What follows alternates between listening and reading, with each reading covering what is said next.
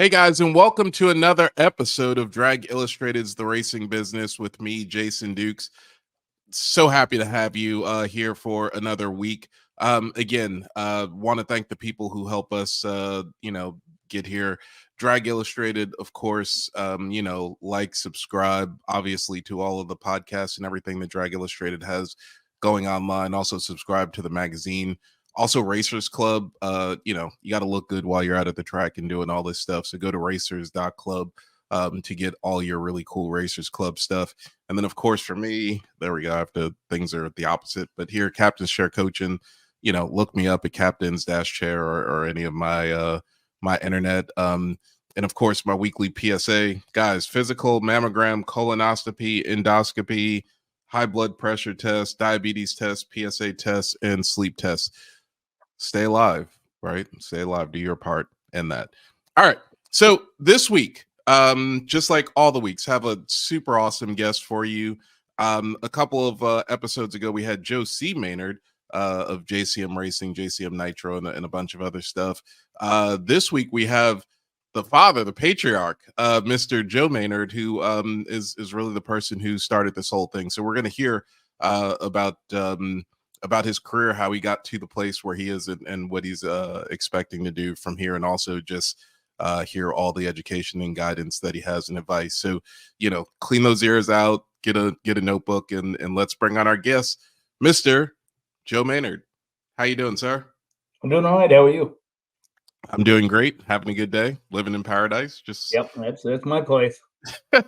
Same thing. So, first of all, thank you for being a guest this weekend and coming on the show. You're welcome. Awesome. So tell us a little bit. Let's just start out by where all the things that you guys are up to like right now, and then we'll just go back and sort of get the history of how we got here. But tell us all the stuff going on in the JCM family right now. Well, if you talk about the racing, it's always a good place to start. We started into the racing 2 years ago as sponsors.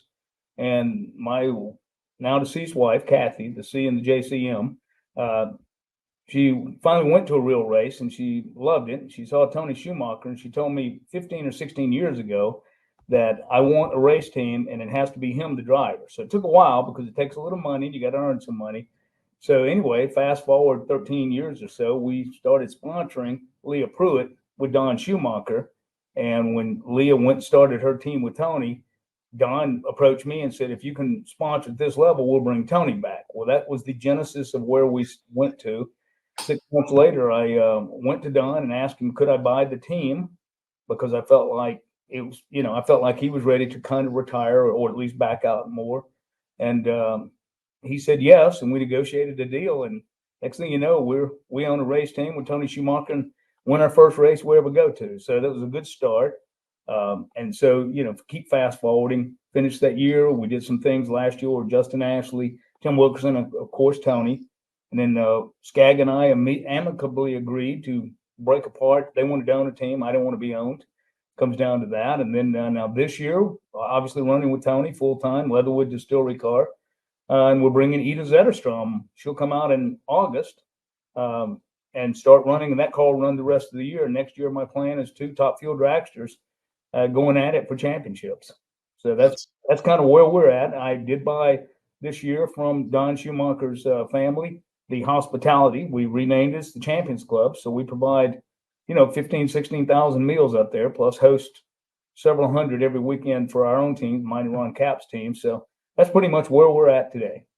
So all of excuse me, because I haven't been to an NHRA race probably in a year or so, but so all of the old hospitality company that was Schumacher, you guys now own also. It is now JCM owned. That is correct.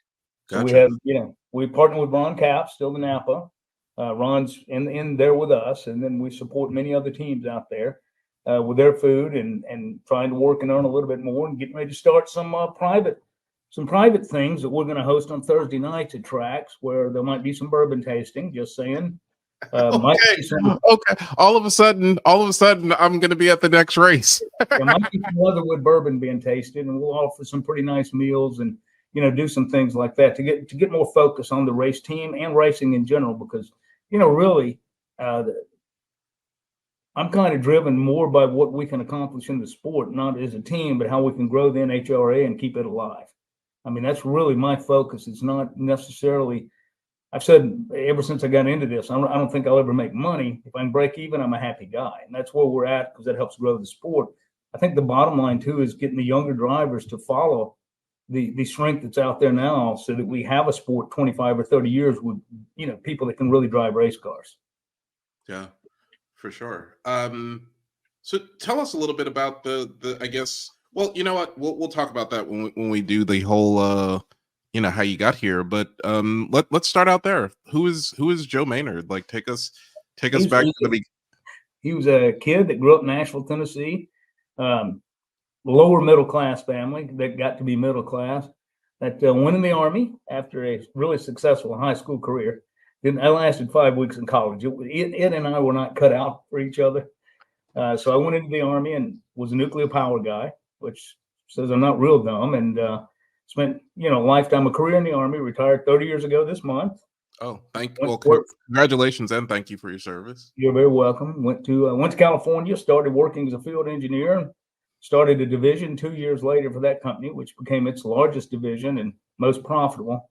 And then 15 years after that, decided I might could do it by myself. So I and a partner founded Echo Power Engineering, and that's was kind of the segue for me going to being the lower middle class guy to a guy that could have a race team. So that company was large in revenue. I mean, we grew it 9 years, grew to $100 million in revenue, not profit. I wish it were profit, but and then I semi-retired because of my wife's health, who she passed away last year. Semi-retired, and then after about 6 weeks, she said, "You better go do something because you're driving me nuts." So we started the JCM family of companies that was racing and some other things. So the distillery is part of it. I'm now partners with Michael Waltrip Brewing. We own several properties. We own a 3-story restaurant that is huge, 3 different venues. So it's really a nice place. And where's the restaurant? It's in Clarksville, Tennessee. It's called Shelby's Trio. Shelby's my grandson, and I have Shelby GT 500s. So that's what got that started. And we have the bottom is Joe's Garage, American Food, Trattoria de Cat, elevated Italian, then a rooftop bar overlooking the river in California and Clarksville. God, we're 7 minutes. We're 7 minutes into the interview, and I want to drink bourbon and eat some food. That's exactly what I did last night. I got to be brutally honest with you, but it's a nice place, and it's right up the street. And we're building a new distillery right behind my building that should break ground this month for Leatherwood. So we'll have 2 locations. This one's going to have a 200-seat venue in it, so to host Army hail and farewells and some other things that go on in town. So we're really we like Clarksville a lot. I'm very heavily involved with Austin Peay State University, which is 2 blocks from here, across the street from my restaurant, actually. So, it's a good place, and we are downtown. So that's kind of who we are. We have a vertically integrated organization. So everything I use in the restaurant or Michael Waltrip Brewing, other than the stuff to make, and in the distillery, other than the stuff to make the juice, we own a company that can supply that from like our race team shirts. We do those. Okay. So I have a restaurant equipment company. So we're just kind of interested in growing, and really, to be honest with you, it's all to support my racing habit. Right. Is that where did that vertical integration idea come from? Was it something that you saw Mr. Schumacher do? Is it like no? I think Don brought some light to it. But when I was in the engineering and services world, we started as an engineering company, and I realized if we could learn to do services, if you can produce a better design product and go build it and then maintain it, you kind of have a lifetime relationship with people. So that's what we did. And that's how we grew the company is design it, go build it, and then in many cases maintain it, operate it for them if that's necessary. So kind of that, just took it over to the hospitality side of the house. And then Don, of course, had done that himself in several ways. So we compared a lot of notes. We respected each other a lot and actually pretty friendly. So that was good.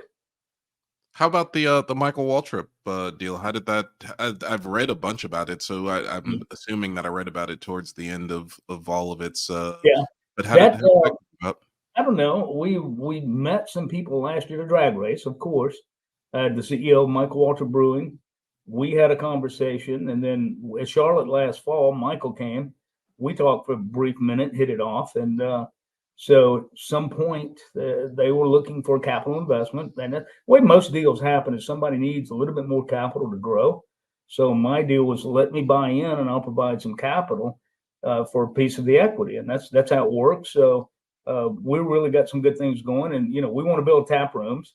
Therefore, the vertical integration of me being able to supply everything and do the general contracting fits for that too. So we're really thinking we can grow that business, the distillery, kind of parallel and grow it nice and make it, not hugely, well, we'd like hugely successful, but as long as it's successful and everybody's making a little bit of money, it's a good deal.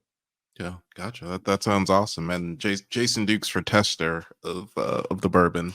Not a problem. Not a problem. It's the bourbon snake eater. I don't know if you're familiar with what snake eater stands for, but in the military community, a snake eater is a Green Beret. Well, my partner in the business is a retired Green Beret, and he learned to make the bourbon in Afghanistan. Oh, wow. Yeah, using water sanitization kits, he built a mini still, and that's the story of and it's really, really good bourbon. I mean, I wouldn't buy into something that wasn't really good. So I like bourbon. It's enough said. And it's now we're the official bourbon of Boston P. How's that? Oh, cool. So, very cool. Yeah, so it's kind of cool stuff. We're growing it. Yeah. So I have a bunch. I'm a super good listener, and I have a bunch of questions. And I love history, and I love people, and I love families, and I love all the stuff. So, you talked about growing up lower middle class and then moving to the upper middle class, like in the story, and just from a history, like sociology sort of thing. Like, what was the thing that brought your family from lower middle class to middle class during those times? I think it was hard work. My dad's the only guy in the family that had gone to college. He got a doctorate in educational psychology from Columbia. Oh, wow. That helped a little bit, but his health wasn't as good, and his motivation was never to make money. It was more to be involved in the psychology of stuff. So, but that, my mother's hard work, we just, kind of grew into the upper middle class, I would say. Better decision, really good grandparents that were there for me and my brother. So, but it was mostly hard work. When I go back to everything I do and everything my business, always the work ethic is what makes people successful, and some other things. But anyway, that's how we got going there. Gotcha. And so, you talked about your high school, and then the college didn't work. Tell me about. Tell us a little bit about the decision. I graduated number 3 in my class with an ACT of 34. I'm not bragging; it's just facts, right? So college was supposed to be very easy if you like going to college. And Joe found out in 5 weeks, this is not my game. I didn't like 8 o'clock calculus class 5 days a week, which is what they wanted me to do. So anyway, I didn't take good charge of it. I didn't know much about it. My dad he was pretty sick by then, so he wasn't around much. So just wasn't a good decision for me. And the Army turned out to be a great decision because it taught me to stand on my own 2 feet. And I did pretty well there. Like I said, I was nuclear power, and I taught in the nuclear power. And then I went into the top secret world where I didn't do my job for us. I did my job for sites that nobody could go to. And that was a really neat position to be in. Yeah. Yeah. What were some of the business lessons some of the life and or business lessons that you learned throughout that process that you'd like to share? It's a saying now, but back when I was in the Army, you always do what you say you'll do. So ethics, integrity, and being willing to work, go that extra mile. We always talked about the mission in the Army, which is one of the things I'm most concerned with the workforce today is I understood the mission, and the mission meant I stayed till I had done what I needed to get done that day. Not because my day was over at 4:30, but because if I stayed till 6, that meant I was available to do something else. So I took that into the civilian world and taught the people I hired, and I typically hire 30 to 40% of the people that work for me are veterans because they understand the mission. So you learn the mission, you learn to work hard, you learn to care about people. As you move up in the military, especially enlisted, which I was a platoon sergeant. Wasn't a first sergeant, but I was an operations sergeant, which is kind of the same position for my organization.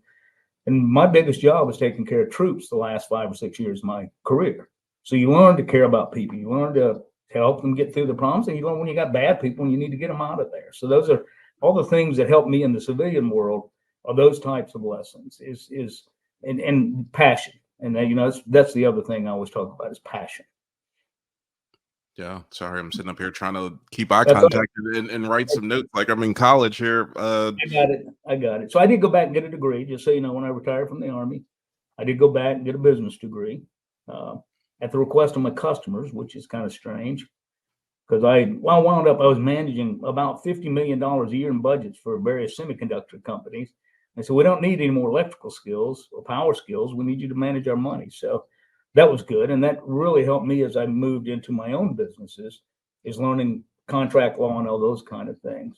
Yeah. But passion is one of the key things that, if we've got listeners that say, what do I have to do to be successful? First thing you have to do is find a job you're passionate about, because then it's not your job, it's your hobby, right? And if you want to do it on your own, you got to love it, because it's going to be 60 hours a week till you get it going the way you want it. I mean, I'm closer to 68 than I am 67. And I still probably work 50 hours a week because I like what I do, right? I just like what I do, and I like the people around me. And I feel an obligation because I have, in all of the companies I deal with, I have about almost 300 employees that I have some degree of direct responsibility for. And that's families too. So you do the math, that's probably 900 people depend on me to eat. So you got to care at that point. Yeah. It's a lot easier to just retire, right, and go watch racing, but can't do it. Not yet. Yeah. Tell us a little bit about the transition from out of the Army to civilian life and the job there. I talked to a lot of veterans about this because mine was very simple in that I left a very technical job and went into a very technical job. So I didn't have to reestablish an identity outside of, I didn't wear a uniform anymore. I got to pick which jeans and work shirt I wanted to wear. So mine was pretty simple. And then opportunities came along where I could kind of forge my own way. I went to the owner of the company and said, let me start a division. Where's your business plan? I'd written 3 paragraphs. He said, good enough for me, go. Right. So the transition was there. Some of it was because I wanted to transition. I was done with the military. I mean, when you get tired of it, anybody who's been in knows when you're tired in the military, you know it. If it's not fun going playing the games, you better retire or get out, or else something bad will happen. So when I wanted to go, I was ready to go. My wife had MS. She'd already had it for 10 years. Bless her heart. She had it 35 years. That's what killed her. But I don't know. It just wasn't hard for me, but I see so many guys struggle because they can't lose the fact they're not a sergeant or captain or major or warrant officer or whatever. That they lose their identity, and that's when the problems start. So working with my partner, Andy Lane, in the distillery, he is very active in helping guys that can't do that. So now I've become more active in it. And we support several charities that are very veterans focused right here in town, just to help people that are having trouble making that transition so they're not homeless or not suicidal. Because I think those two things go hand in hand with losing your identity. Yeah. If you know the names of any of those charities, feel free to spew them off. I can tell you right now, Operation Stand Down in Tennessee touches thousands of veterans to keep them off the streets and help them. We work with the American Mobility Project, which helps veterans and civilians get medical equipment they probably could not get. We work with the Soldier's Child, which is they provide for any family that's lost a mother or father. They make sure they're there for them. Camps, I think it's 10 or 12 camps a year. Birthday gifts, Christmas gifts, and all that stuff. All these are Christian-based organizations. So we work with Safe Soldiers and Families Embrace, which helps families that are going through crises. So, and then of course a lot of the big ones we deal with. So Gary Sinise Foundation, a little bit, not too much, but we stay really focused. Our families, my wife and I's philanthropic goals were kids, homeless, and veterans in no particular order. So if you touch any one of them, you got a chance. If you touch 2, really good chance. 3, you're definitely in our game. So, it's even Austin Peay because they have the highest veteran contingent in the student body, meaning university probably in the region. I think it is the region. And we have, believe it or not, homeless students that we found we need to help out. So they, it's kind of, and they're students. So they're 17, 18, 19, 20-year-old kids, which is a kid to me. And if you can help them with one life lesson, you're getting somewhere. So that's kind of who we are. And that's family wise and the company. I mean, my employees, and I don't like the term employees, my partners in business typically follow us, go do things with us, and help us with racing, charities, whatever the case may be. Yeah, that's awesome. I could see easily why it's easy for you to recruit partners in business because not too hard. Yeah, I want to come work for you. And You I have a probably business. can't take the pay cut. Say that again. And you probably can't take the pay cut. Well, actually, you probably don't have a problem with that. You probably find people who will come work for you for less than what they were making. Probably could, but typically everybody I bring on, I bring in above market because anybody tells you they're not working for money is probably lying to you. Like you work for money to eat. If you love your job, that's a nice byproduct of that. But you do work to earn money. So I feel like if we pay our people fairly, then our people will stay with us, our partners, and conversely, they'll become mission players. So that's the deal, the mission. And that's what we preach, civilians and soldiers and veterans alike, is the mission. Go do it. Let's get it done. I mean, I don't tell people to work overtime. Most of my people are salaried, believe it or not. It's scary. But I can drive by the office at 7 o'clock at night and know somebody's got a deadline because they're in the office working. Or Yeah. and their husband or wife might be sitting there with them, might be drinking a bourbon, which I wouldn't care, but they're getting their job done. So you see, that's where we operate. Yeah, yeah. So let's go back a little bit to the first company, the company where you started the division. Like, at what point did you realize, like, shoot, this is really working? And what were some of the mindset things that you had to go through there? It's funny. I got a job, a project to help out a semiconductor company. They specifically asked for someone with my skill set. I want to help do this project, which is basically I won't use. I probably could. So, anyways, Applied Materials asked for one of us. And I work for a company called Electrotest Incorporated (ETI). So I asked for a guy like me, mature, come do this project because they had one of their major buildings, research buildings, trip offline due to bad electrical stuff, and probably cost them $10 million for that one trip. They realized this is not. So I got that project. And at the end of the project, the gentleman I work for at Applied asked my boss, could he just come full time to work for us? And they said, well, how do you fund him? We didn't know. So I wrote a proposal for $29,000, $1,000 for 29 buildings for me to go look at the systems. Never finished that job. But built the rapport with those guys, with him, and they found out that I could save them money in a lot of ways. So they gave me their electrical budget. That's just it. I bought the utilities and I maintained it. And at that point, I learned that one of my big skills was I could go sit in a meeting, figure out what a person's problem was, and there's military reasons for this, but I could figure out what their problems were almost more than they already knew, offer a solution in the meeting. And I was really good at saying, can you just give me the money to do it? And they'd say, how much? And I'd guess, and they'd give me the money. So I learned I had the skill to get people to give me money, which is good, and technical enough that I could produce. So then I built team. I mean, my best hire ever was a guy I trained in 1988 in the Army. He's still with me. But think about that. I've watched his kids grow up. I've watched his marriage room be great. He was there for me when my wife died, sitting in the room. So yeah. So that's kind of anyway, with that skill, I went to the boss, the owner of the company, said, I think I can do this in the Silicon Valley. And he said, nobody's ever done it, but I bet you can. So he gave me 1 year to make a profit and all the budget I needed to get the equipment I needed. And in the first year, we did $6 million at about 30% profit. And he said, go, do whatever you want to do. Do whatever you want. Just go. And it's been that way kind of ever since, really. Yeah.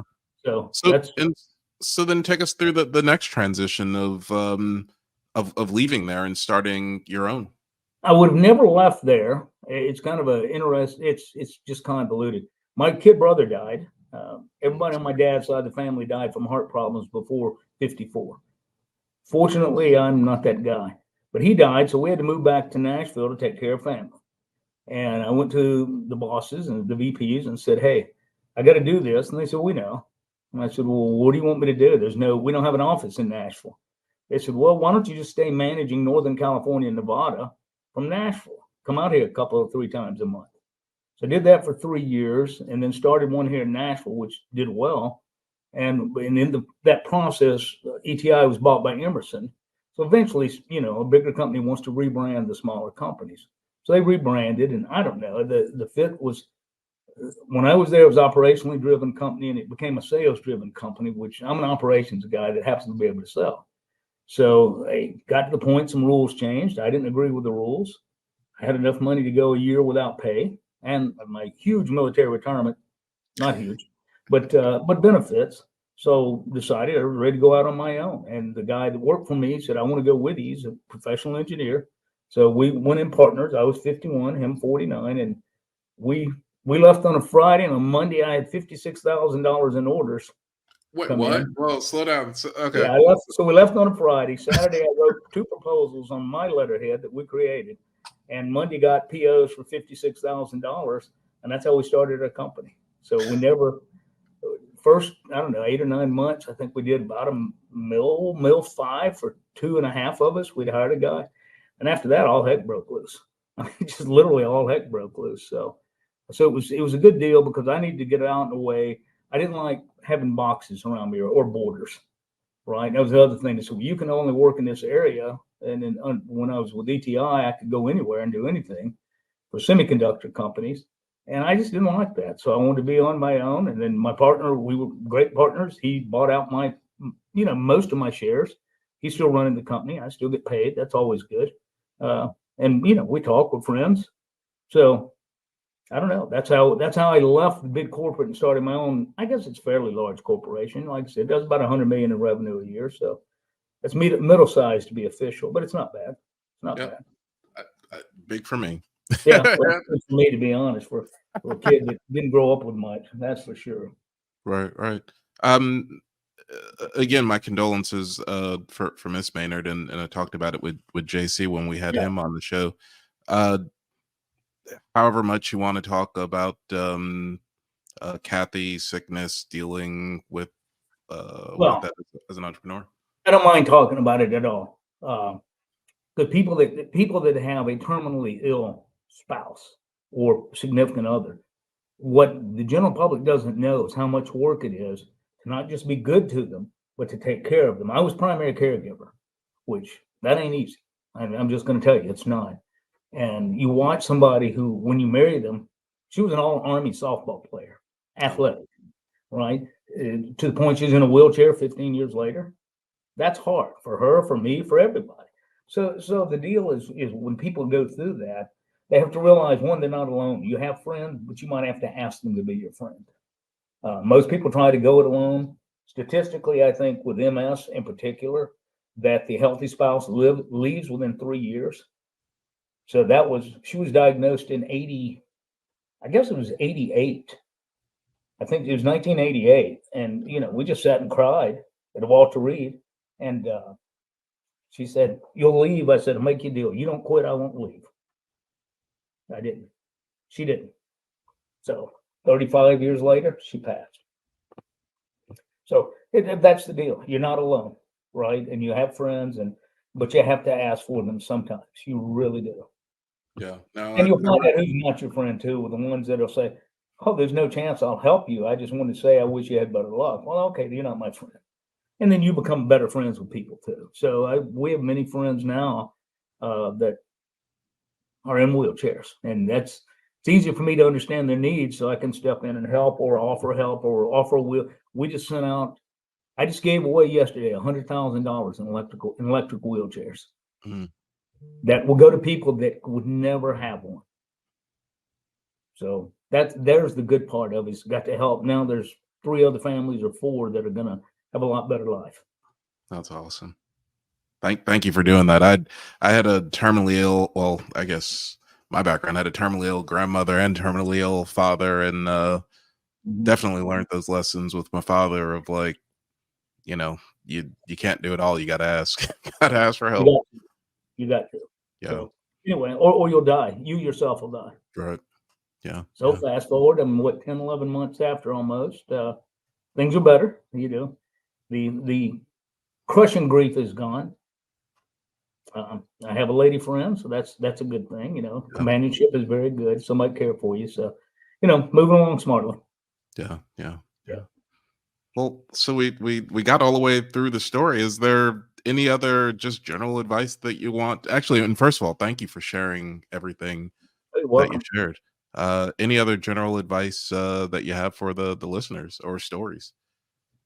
Not per se stories. The advice I give that I try to give as an older guy is, like I said, start with passion. Find out what you really want to be in life, and it's not necessarily making money. I mean, I found that, in fact, Josie and I, we used to discuss it. He would get mad. He said, "We everything you do is for money." I said, "No, it's not the truth. I'm gonna tell you something. I want you to go think about it and come back." And this is right after he retired from the Army. Is that I really thrive on success. Money is a nice byproduct of being successful. That's what people don't get. If you just really work to be the best you can be, and I know it sounds like a cliche, what it was when I was in the Army, that was our saying, but that if you work hard to do the best you can do for people and things, then you're going to have other things outside of just a pat on the back. You're going to get money. You're going to get opportunities. And opportunities, if you don't take them, guess what? They're wasted. So I don't know. I think that I'm not very big. I'm 5'7.5", weigh about 163 or 4 pounds, but I've been able to knock down some pretty big giants just by working hard and taking what was offered to me. And you got to take a little risk. Everybody's got to take some risk, right? If you get in that comfort zone, then that's where you stay the rest of your life. And that's great for a lot of people, just not me. Just not me. I'm still driven by succeeding somewhere. That's awesome. What sort of advice do you have for the younger generation, the folks coming up behind you, and sort of this 2024-ish of what the world has evolved into? We do talk about this a lot because I have people anywhere from 25 to 60 that work for me. And the biggest thing I talk with the younger folks about is instant gratification, which we're all given by smartphones, right? You can get anything at any time. You can text, Instagram, whatever your social. That's also hurting social skills. And the instant gratification will not happen in the world of business. You're going to have to work hard. You're going to have to let things come to you. I always tell, I'm no baseball player. Let the game come to you. You can't force the game. If you do, you're probably going to force a mistake. So I just ask the young people to, back off the instant gratification. Don't tell everybody your business. Too many people share too many things. And you want to look me up, you'll see a lot of supposes and maybes, but you won't find a lot because I just don't tell people stuff. And I think that you need to keep your secrets to a degree. And I just think that folks need to back off the social media a little bit, not put stuff out there that's going to come and hurt them in a year or 2 or 5. And, just think a little bit more social interaction, working interaction with other people. Yeah. And what are some of the ways that the people who watch the show could either help out the race team or help out the distillery or anything? There's just what's your ask for? We have a Leatherwood Distillery Racing Club. So I would say go join that if they want to. That allows you, once a member, then you're part of our sponsor group, and Leatherwood's a sponsor of the car.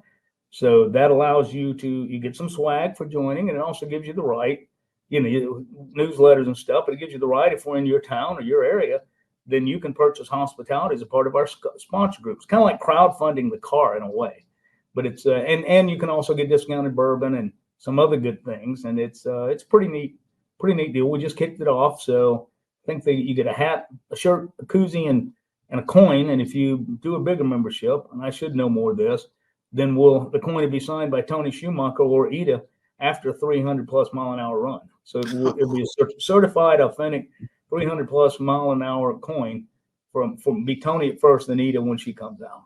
So gotcha. And I'm assuming people can just go to the JCM Racing website to find that we information. have to see it there now, and then you go to leatherwooddistillery.com and it'll be there too. So, but it's just, it's a way to give back, because we do have a lot of people stop and say, how do we get part of the race team? Well, this is how. Help us a little and we'll help you a little. So, and any of the big sponsors out there want to get involved, we're listening to that too. I'm a family-owned company, and it's right now it's mostly me, but it's people are coming around, so I don't plan on going anywhere. I made a commitment to the team that end of 2025 would be the earliest I would ever back out of this, but my intent is to keep going forever. I'm slowly building some partners that may want to buy into the company, which would be better as I get older, to have younger folks that own part of the race team and want to be out there. So we're doing a lot of things that are a little bit different.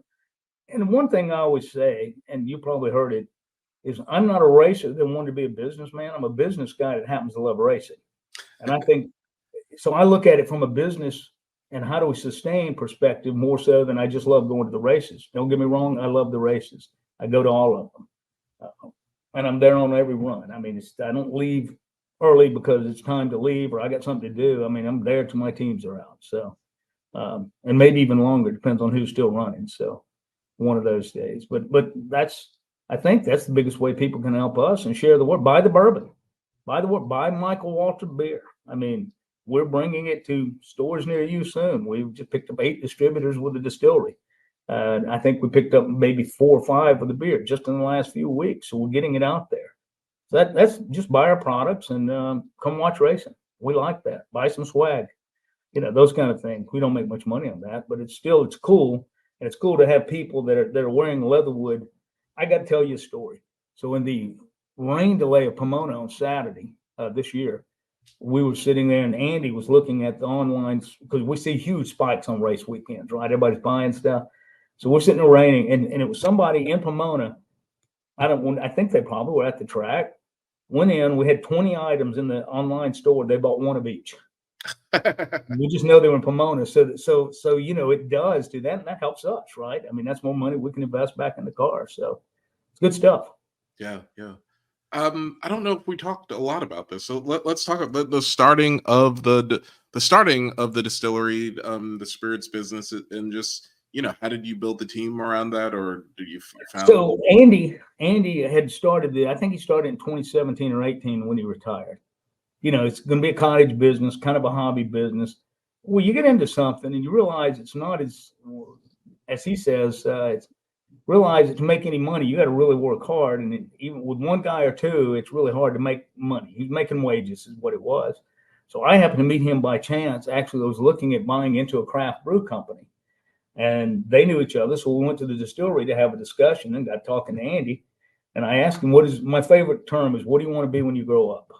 And he said, well, I'd like to be a successful distiller that's actually making money doing that. I said, what's preventing you? And he said, capital. I can't raise money. He says, I can make what I can make, but I can't, it's a big difference. You go buy 1,000 bottles for 13 cents or 100 for $1, you see where your profit goes. Right. So little things like that is explaining. I said, well, what say I buy in? And so I think took us 2 weeks.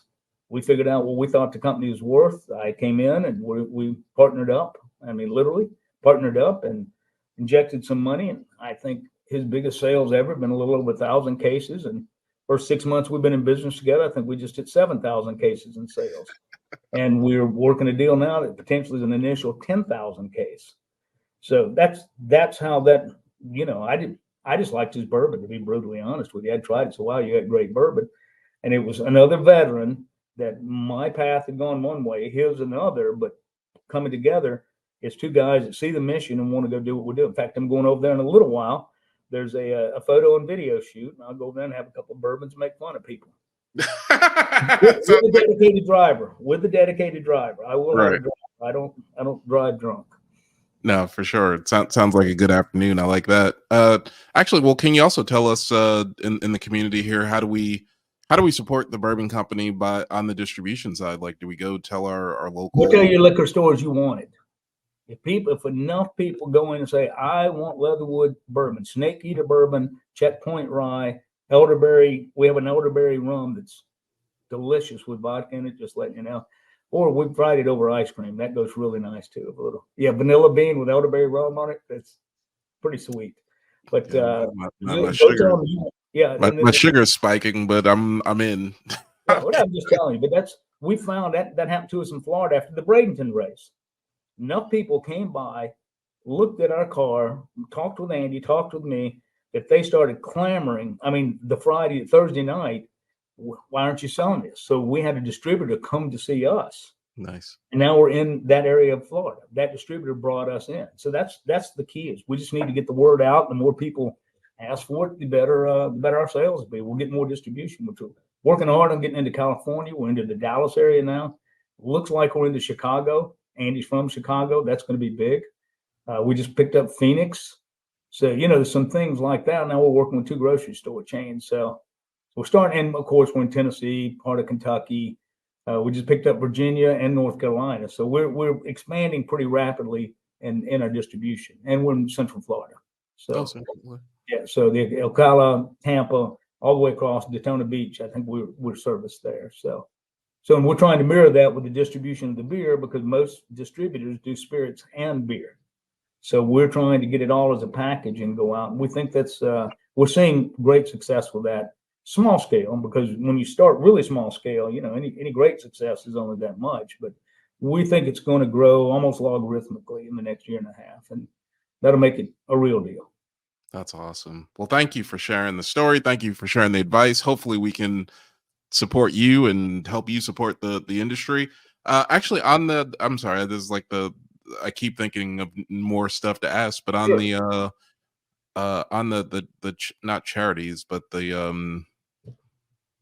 can't think of the word, different places where you volunteer and stuff like that. Is there any way that the community can support you on that?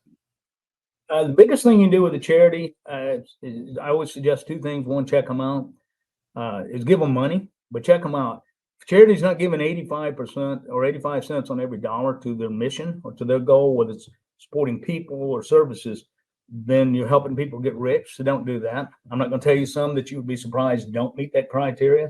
But if you go to the people I taught, a Soldier's Child, American Mobility, Operation Stand Down, and there's several around the country that have like missions. Look at their mission. Look at what they're doing. Give them some money. You don't have to give them $10,000. Give them $100, but do it every year, right? Or give them $25 a month or something, because those sustaining levels, I don't sit on as many boards as I used to, but I do sit on a couple. It's the sustaining money. If you can get that base number in from, even if it's 10,000 people give you $10 a month, it's a lot of money. It's 100 grand, right? So that's where you can help the charities. And then if you go to the websites, they will tell you ways you can volunteer to help them. And that's also good. So it's not me particularly. Help the charity is helping me because I watch them succeed, and I feel good about it. That's so awesome. Well, thank you for all the work that you do. Thank you for the support that you give to the industry and the community. Thank you for, I guess, who I shouldn't say I guess, but just who you are in general. You certainly inspired me. I love my life, but you talked about like, well, who do you want to be when you grow up? I feel like you just sold me on. I want to be Joe Maynard when I grow up. Well, thank you so much for being a guest on the show here, and thank you all for joining us for another week here. And we will see you next week here on Drag Illustrated's The Racing Business. Take care, guys.